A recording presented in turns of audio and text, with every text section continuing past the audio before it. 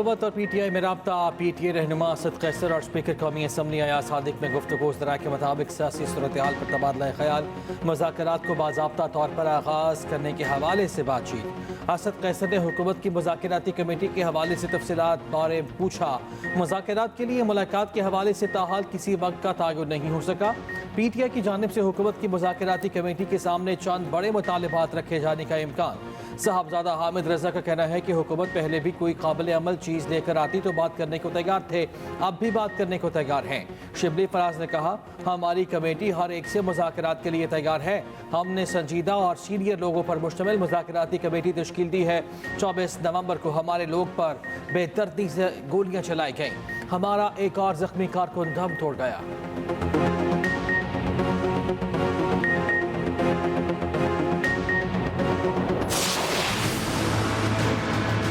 आपने 9 मई को तमाम रेड लाइंस क्रॉस की। मेरे जैसा रिकंसिलिएटर भी आज कुछ नहीं कर सकता जब तक उनका फैसला ना हो। आज 24 नवंबर आई वाज होपिंग कि 9 नवंबर को लॉजिकल कंक्लूजन पे पड़े और मेरे जैसे बंदे बीच में डाल के कोई इसका हल निकालें। आपने एक और 9 मई जो है वो 24 नवंबर को कर दिया।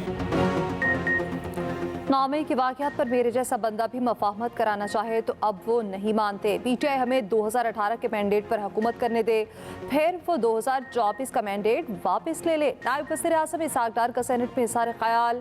कहा, PTI ने सियासी मुखालिफिन पर केसेस बनाए, मौजूदा हुकूमत ने किसी के खिलाफ मुकदमा बनाने का नहीं कहा। एहतजाज के नाम पर जलाओ घिराओ किसी की मफाद में नहीं। PTI फेक न्यूज़ के मास्टर। पश्तून हमें भी इतने अजीज़ हैं जितने पंजाबी, सिंधी या बलोच। सिर्फ डी चौक को एहतजाज के लिए क्यों चुना? संगजानी का इलाका ऑफर किया, वहाँ नहीं गए। चीनी सफीर ने भी बानी PTI से एहतजाज मुअख्खर करने की बात की, नहीं माने।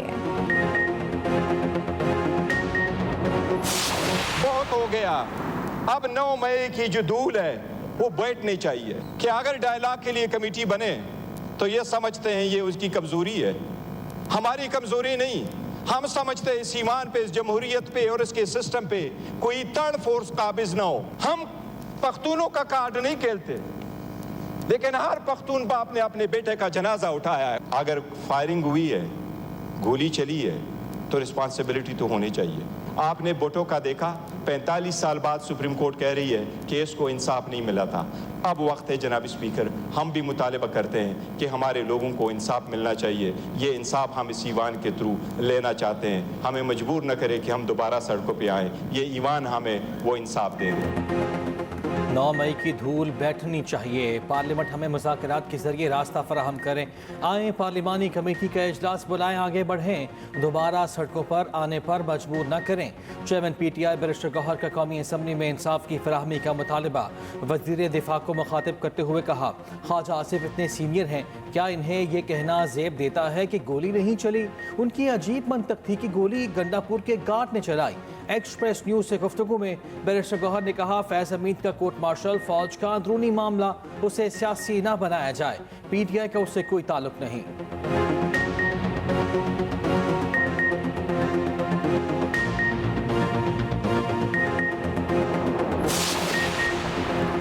गवर्नेंस की बेहतरी के लिए माहिरीन की तैनाती। वज़ीर आज़म के दाराजाती इस्लाहात एजेंडे पर अमल दरामद शुरू। शहबाज शरीफ ने नए तैनात शुदा माहिरीन की मुलाकात। शहबाज शरीफ ने कहा, माहिरीन की तैनाती से फैसला साजी में बेहतरी आएगी। हुकूमत का उड़ान पाकिस्तान मनसूबा मुतारिफ कराने का फैसला। वज़ीर आज़म ने मुआशी प्लान की मंजूरी दे दी। वज़ीर आज़म शहबाज शरीफ से गवर्नर बलोचिस्तान जाफर खान मंदोखेल की भी मुलाकात। कहा, बलोचिस्तान की तरक्की और आवाम की फलाह बहबूद अव्वलीन तरजीह है। वज़ीर आज़म शहबाज शरीफ की स्पीकर चेंबर आमद अयाज सादिक से मुलाकात। हमशीरा के इंतकाल पर ताज़ियत की। शाम से पाकिस्तानियों के इनखला के हवाले से इजलास की सदारत। इजलास में बताया गया, शाम से बैरूत पहुँचने वाले पाकिस्तानी कल रात चार्टर्ड परवाज से पाकिस्तान पहुँचेंगे। वज़ीर आज़म की तरफ से एहसन इकबाल को पाकिस्तानियों के इस्तकबाल करने की हिदायत। उधर बांग्लादेश के सुबकदोश हाई कमिश्नर रूहुल आलम सिद्दीकी वज़ीर आज़म से अलविदाई मुलाकात। सऊदी अरब को वर्ल्ड कप की मेज़बानी मिलने पर वली है शहजादा मोहम्मद को मुबारकबाद।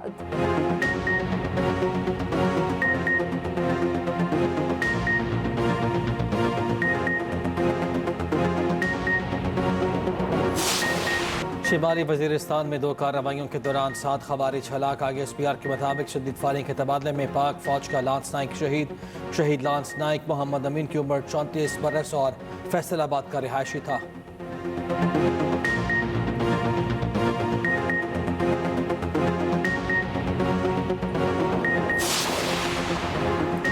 वज़ीर-ए-आला पंजाब मरीम नवाज का शंघाई के मिनहांग डिस्ट्रिक्ट इंडस्ट्रियल जोन का दौरा, होंगजियाओ इंपोर्ट कमोडिटी एग्जीबिशन और ट्रेडिंग सेंटर का मुआयना किया। नुमाइश में पाकिस्तानी स्टॉल पर भी गईं। मरीम नवाज का ई कॉमर्स में गहरी दिलचस्पी का इज़हार। वज़ीर-ए-आला पंजाब की कम्युनिस्ट पार्टी ऑफ चाइना के म्यूजियम का भी दौरा, चीन की तारीख और इनकलाब की बसरी तारीख को सराहा। मरीम नवाज ने म्यूजियम में रखी किताब में तासुरात भी दर्ज किए। वज़ीर-ए-आला पंजाब की कम्युनिस्ट पार्टी ऑफ चाइना की शंघाई कमेटी के डिप्टी सेक्रेटरी से भी मुलाकात। इकनॉमिक और टेक्नोलॉजी के शोबों में ताउन बढ़ाने पर तबादला ख्याल। मरीम नवाज ने कहा, ऑटोमोबाइल, IT और दीगर शोबों में चीनी कंपनी से इश्तराक चाहते हैं। आलमी सतह पर शंघाई का फाइनेंशियल और ट्रेड हब के तौर पर उभरना काबिल तहसीन अमर है। मरीम नवाज की शंघाई की कंपनी को पंजाब में सरमायाकारी की दावत। वज़ीर-ए-आला पंजाब का जिनको सोलर कंपनी का भी दौरा, जिनको सोलर कंपनी को पंजाब में मैन्युफैक्चरिंग प्लांट लगाने की पेशकश। मरीम नवाज ने कहा, पंजाब में शमसी तवानाई की पैदावार के बेहतरीन मौके मौजूद हैं।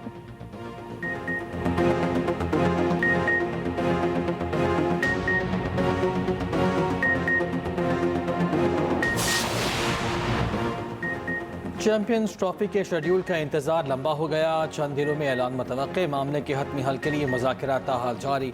पाकिस्तान के हाइब्रिड मॉडल पर इत्तफाक के बावजूद कई मामलात पर डेडलॉक मौजूद। PCB हुकाम अब भी दुबई में ही मौजूद हैं। भारतीय मीडिया के मुताबिक BCCI सेमीफाइनल्स और फाइनल हर सूरत अपने मुल्क में कराने के मौक़िफ़ पर कायम।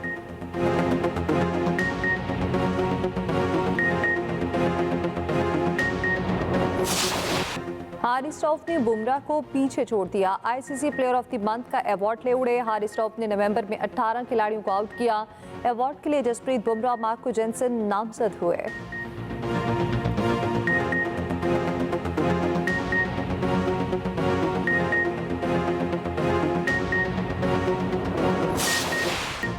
सऊदी अरब को फीफा वर्ल्ड कप 2034 की मेज़बानी मिल गई। 2030 का फीफा वर्ल्ड कप 3 बरे-आज़मों और 6 ममालिक में मुनक़्क़िद किया जाएगा। मराकश, स्पेन और पुर्तगाल मुश्तरका मेज़बान होंगे। यूरुग्वाय, अर्जेंटीना और पैराग्वाय में 3 मैचेस खेले जाएंगे। कतर के बाद सऊदी अरब टूर्नामेंट की मेज़बानी करने वाला मशरिक़ वस्ता का दूसरा मुल्क होगा।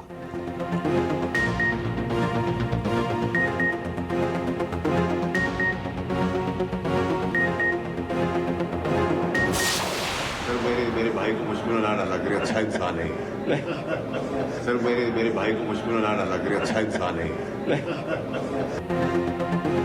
चेयरमैन PTI बैरिस्टर गौहर और सेंटर फैसल वाडा की पार्लियामेंट की राहदारी पे मुलाकात। फैसल वाडा ने कहा, मेरे भाई को मुश्किल पे ना डाला करें, ये अच्छे इंसान हैं।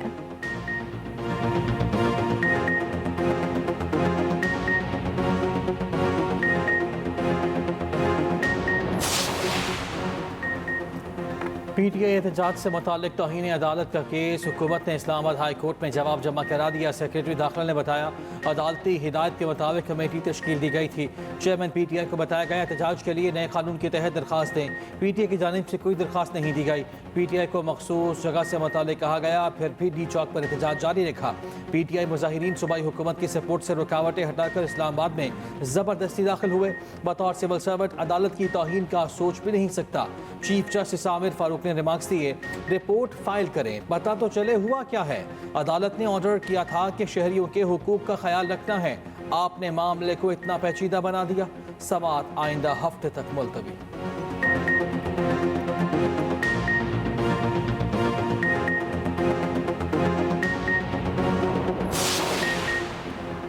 अली अमीन गंडापुर के गार्ड्स ने खुद अपने बंदे मारे। उनका मलबा पुलिस और रेंजर्स पर डाला जा रहा है। वज़ीर दिफा ख्वाजा आसिफ अपनी बात पर कायम।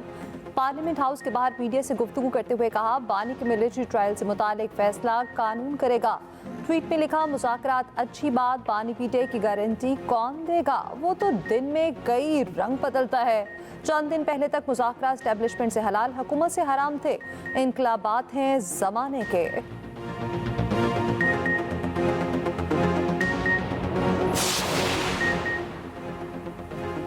कानून हर किसी को फ़ोन टैपिंग की इजाज़त नहीं देता। फ़ोन टैपिंग के लिए इजाज़त सिर्फ जज दे सकता है। क्या किसी जज को उस मकसद के लिए नोटिफाई किया गया? आईनी बेंच में फ़ोन टैपिंग केस की समाअत के दौरान जस्टिस मोहम्मद अली माजहर के रिमार्क्स। एडिशनल अटॉर्नी जनरल ने कहा, जज की नामजदगी से मुतालिक मुझे इल्म नहीं। जस्टिस जवाल खान मंदोखेल ने रिमार्क्स दिए, फ़ोन टैपिंग का कानून मुबहम है। इस केस का असर बहुत से ज़ेर इल्तवा मुकदमात पर भी होगा। ये मामला चीफ जस्टिस के चैम्बर से शुरू हुआ। चीफ जस्टिस कहाँ जाएगा? बेंच के सरबराह जस्टिस अमीनुद्दीन खान ने कहा, हमें रिपोर्ट्स या कानून में दिलचस्पी नहीं, नताइज चाहिए। दलाइल के बाद एडवोकेट जनरल्स को नोटिस जारी, समाअत मुलतवी।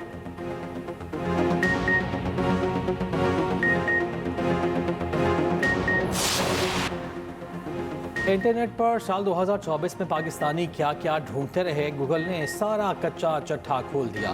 क्रिकेट टॉप ट्रेंड रहा, शख्सियात और खानों की भी खोज लगाई गई। तफसील देखिए इसी बुलेटिन में।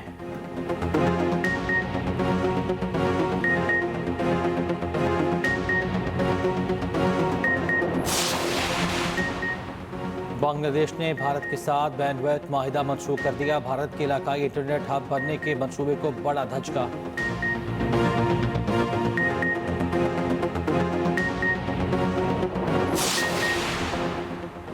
शाम में बशारुल असद हुकूमत का खात्मा अमरीका, इसराइल और शाम के पड़ोसी मुल्क का मंसूबा था। सबूत मौजूद हैं। ईरानी सुप्रीम लीडर आयतुल्ला खामनाई का कहना है, असद हुकूमत को सितंबर से खबरदार कर रहे थे।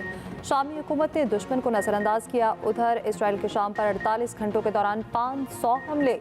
शामी फौज के तमाम बर्री, बहरी और फजाई असासे तबाह करने का दावा। रूसी नायब वज़ीर ख़ारजा का कहना है, बशारुल असद को इंतहाई महफूज तरीके से रूस मुंतकिल किया गया। दमिश्क में मामूलात ज़िंदगी बहाल। बशारुल असद हुकूमत खात्मे पर अवाम का जश्न, आतिशबाजी।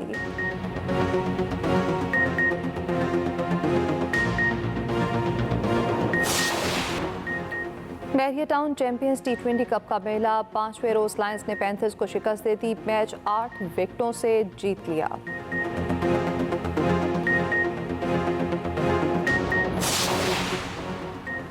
चीन में पांडा के शानदार करतब, दरख्तों पर फलांग कर देखने वालों को हैरान कर दिया।